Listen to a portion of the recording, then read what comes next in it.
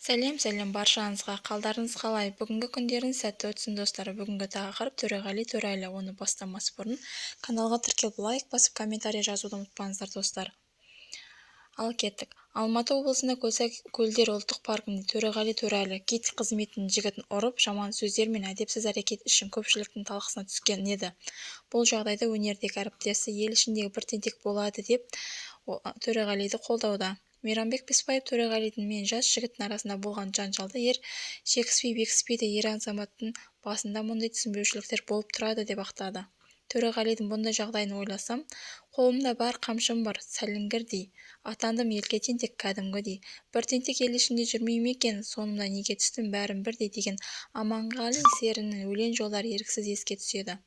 Төреғали інімнің басы дауға іліккелі, әркім жағдай сан-саққа жүгіртіп жатыр. Көре алмайтындар сауап болды десе, жақсы білетіндер жаңылған шығар деп демеу болуда. Басы жарылып көзі шыққан дәнеңесі жоқ, ер шекіспей бекіспейді деген бар қазақта.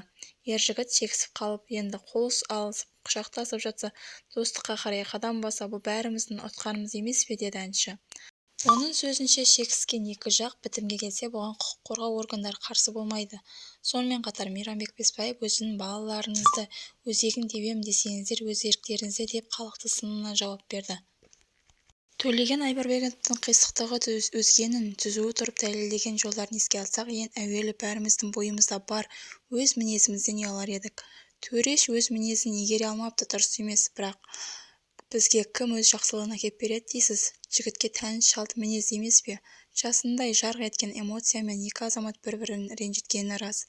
Дегенмен арты жақсылықпен аяқталды. Бұл да мәмілеге келгеннің бірі. Жау болғанша бауыр болуға ұмтылатын өзіміздің қазақи болмысымыз емес пе?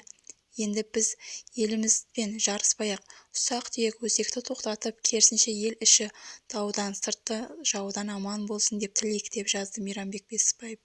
Еске салсақ, Төреғали Төреәлі жас жігітті себепсіз соққыға жықты деп айыпталған болатын.